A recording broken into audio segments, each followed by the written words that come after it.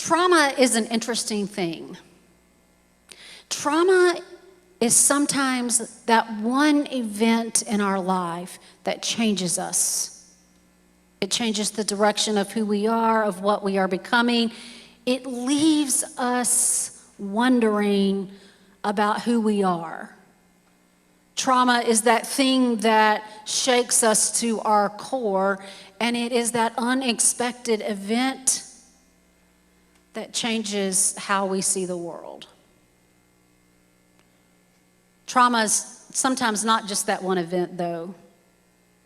Sometimes trauma is a steady building of events. Trauma are those moments that we have swept away, those moments that we have said, oh, we're okay. And yet it's dug its heels into our souls, and it's created this tripping point. It's that thing that we long for, that thing that we want to be rid of, and yet when we come to a certain point, we are taken back. It's felt in our bodies, it's felt in our hearts and our minds, and within every soul of our being. We have individual trauma. But the other thing that we may not recognize is that not only do we have individual trauma that's affecting us, that we've walked through, and maybe we're living in the trenches of it right now, or maybe we've come out on the other side and we know that sense of healing. The thing about trauma is that there are also events that are communal trauma. Sometimes they're natural disasters, like flooding or tornadoes or tsunamis or fires. Sometimes they're collective in terms of family, a traumatic event. But sometimes trauma is the thing that we never expected as a community that now keeps our feet to the ground and our hearts pounding, and it is known as a pandemic. Collective trauma in these last 15, 16, whatever months, we lose count. Every single one of us have felt differently. We're not the same at what we once were, but this experience, this season that we're living in is communal. We're all in it together. Every single one of us, our lives have been affected. And you know what? The interesting thing about trauma is sometimes as we're walking through it, we get this breath of air and we think, we're good. And then before we know it, a whiplash happens and we are right back in the throes of all things that make our blood boil, that make our heart race, that make our minds spin out of control, that leave us sequestered in our homes. We had that whiplash this summer. We had that experience of hunkering down. For a year, we hunkered down. For a year, we didn't touch. For a year, we stayed in our nice little bubble. For a year, we hoped and prayed that there would be a vaccine, and it came, and we began to get this breath, and we felt the weight coming off of us. And all along the way, we thought church will be the same. Church will return to what it once was, that we could come into the building and we can have our mugs and hugs. We can share in the circle. We can come to the rail and serve in a common cup. We got that breath of fresh air, and we felt like the trauma was washing over us and that we were rid of it. Because the summer came and we took off our mask and it felt as if we were whole. And we were like, yes! Travel. We spent time traveling to those that we hadn't seen in a year. We ate in restaurants. And we entered one another's homes.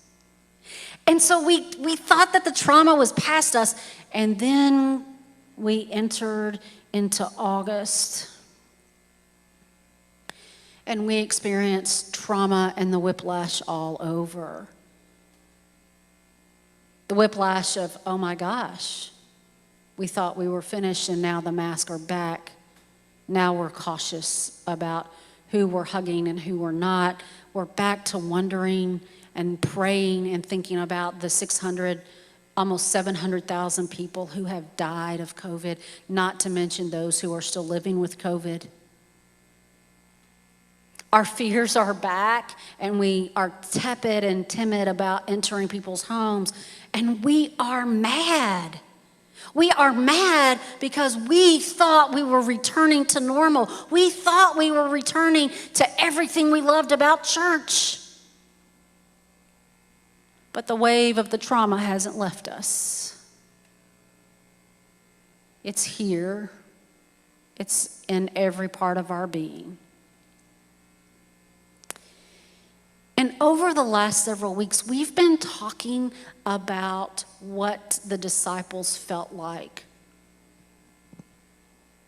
What the disciples experienced when Jesus left them. And you know what? They experienced trauma. We never talk about it. But they experienced trauma. It was individual at first, and yet collective. It was this like betrayal, this choosing self. It was the trauma of watching someone that Jesus loved and someone who loved Jesus betray him. It was the trauma of watching the person they love be taken in front of a crowd and mocked and stripped bare and beaten to death. Beaten. We don't like images that are gruesome. We don't like to think about the almost 700,000. We don't like to think about the people that were walking down the steps at 9/11 as the towers were falling, because those are gruesome trauma acts. And the disciples felt the trauma as the person they loved died. And what happened in that trauma was they scattered. They were fearful for their own lives, but they didn't know what to do. Everything that they had known was stripped away.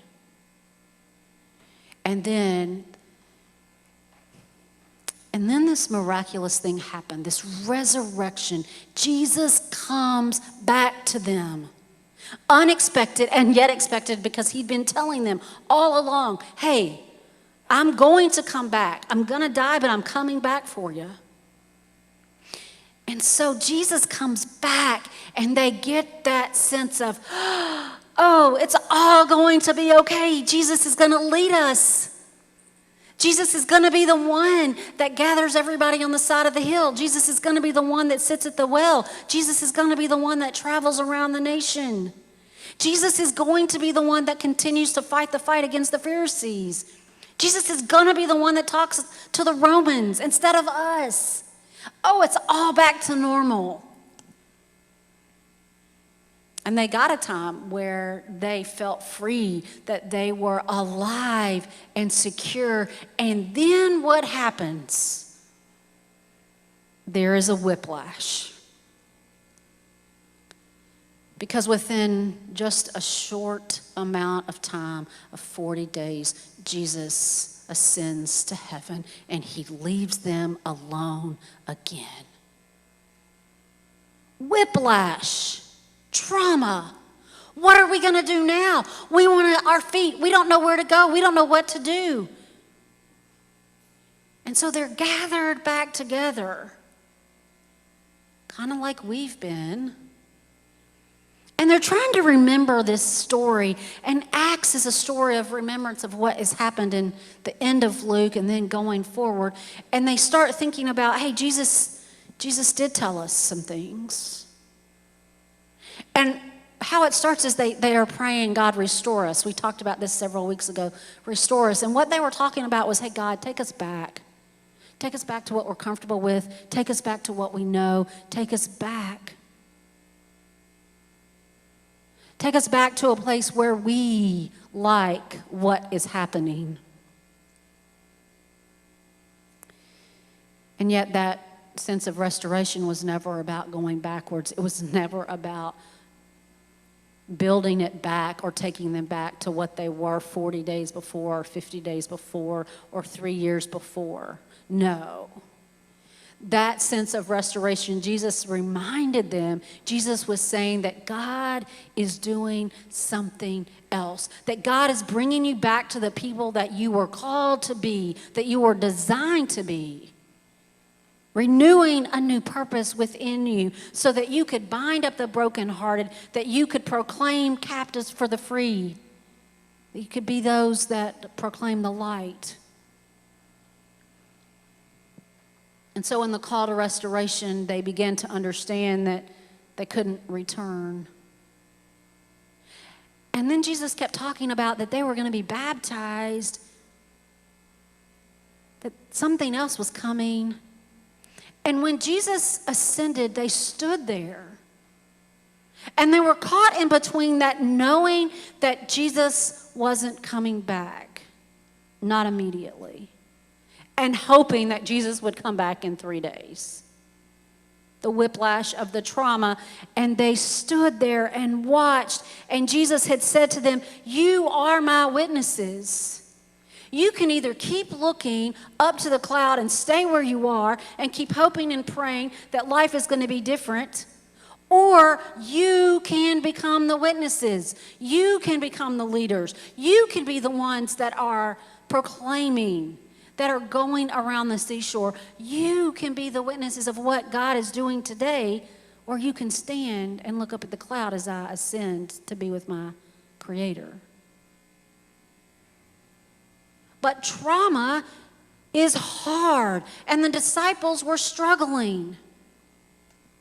And they kept circling because, again, when we ask for restoration and God is telling us that it's not going backwards, but it's about going forward and about being reclaimed in who we are and resetting us as people of God, we want to look up, don't we? It's hard to be that witness. It's hard to take the leader. And then last week we heard that what was so interesting in all of that, in the midst of the trauma, in the midst of not being sure if they could be the witnesses, and instead of just wanting to stay and look up and stand where they were, Maggie reminded us last week that we're all in it together.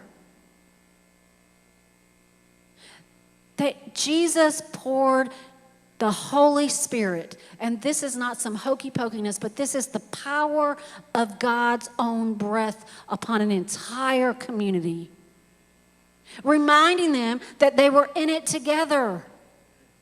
Look around. We are all in this together. We are frustrated together. We are broken together. We are angry together.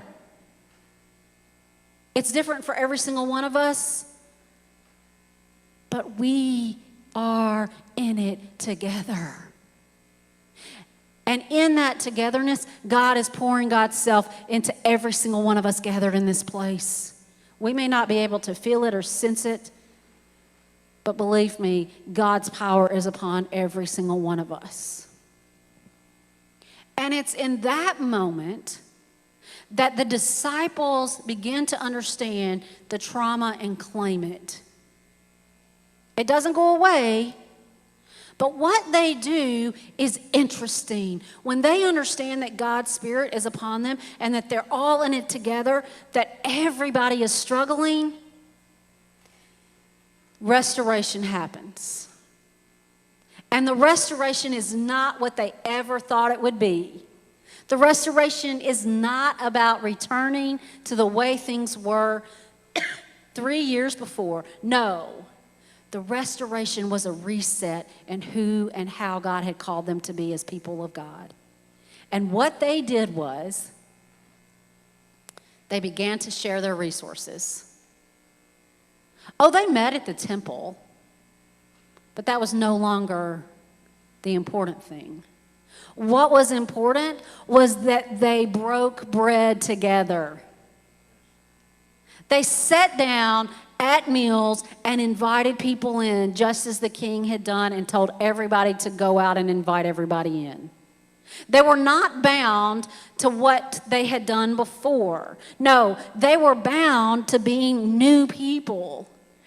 They were bound to sharing their gifts and to sitting and sharing and bringing it together, so that every single opportunity they had and every single thing that they did with every single person that they met was a sharing of God's holiness. It was them breaking the bread together. It was them offering manna to those who were vulnerable, to those who didn't have. Here we are today. We are caught in trauma. We feel like we've been whiplashed, and we have. And yet, in the midst of us asking God to restore us, God is creating something new in us, and He's resetting us to who God has designed us to be. And we have several choices. We can keep looking up and holding on to the past and hoping that Jesus is going to bring us back to what we once knew. Or we can become the witnesses filled with the Spirit that does something that the rest of the world isn't doing, and that is sharing all that we have in and through Jesus. We are never going to be who we were before. We are not going to be who we were 7 years ago or 6 years ago. We are not going to be who we were in 2019 or at the beginning of 2020. Who we are is not bound to a church building. It is not bound to 3601. Church is not about coming to worship at a specific time on a specific day, or saying that small group is Sunday school and that is where people have to enter the life of the congregation. No, Jesus is asking us to share everything we have. And so instead of inviting people to church, no, we invite them into a relationship. We invite them to break bread over coffee. Maybe it's ice cream. We invite people to sit on our porches. We invite people into relationship when we see that our neighbor is struggling mowing the lawn on a hot, humid day, or raking leaves on a cool fall day, and we go and we offer something to drink. We have conversation. We build relationship about who and how are you. Or we offer something that's been important in our lives and we share it with our neighbor children because they are the next generation. And every time that they hold that, perhaps it will start a conversation about who and how we've been bound together. Not about age. It's also not about saying, hey, come and be a part of this Bible study. It is about saying, hey, is there a book that you're reading? And we take it upon ourselves to read that book so that we can be in conversation and we can guide the conversation and the relationship back to Jesus. When we start with coffee, when we start with ice cream and going to get the mail for our neighbors when it's not good weather, or helping them mow the yard or rake leaves, when we sit with children and celebrate, it's then that the relationship of sharing who and God is comes to life. We are never going to be the same, but God has reset us to be who we are called to be and who we should be in this world today. Are we going to hang on to what we were? Are we going to let this trauma, this communal experience reshape us, reset us, so that we are relevant, so that we are sharing the gifts of the bread and cup through relationship? Or are we going to keep looking up to heaven wondering when Jesus is coming, when Jesus is right here among us? Let us pray.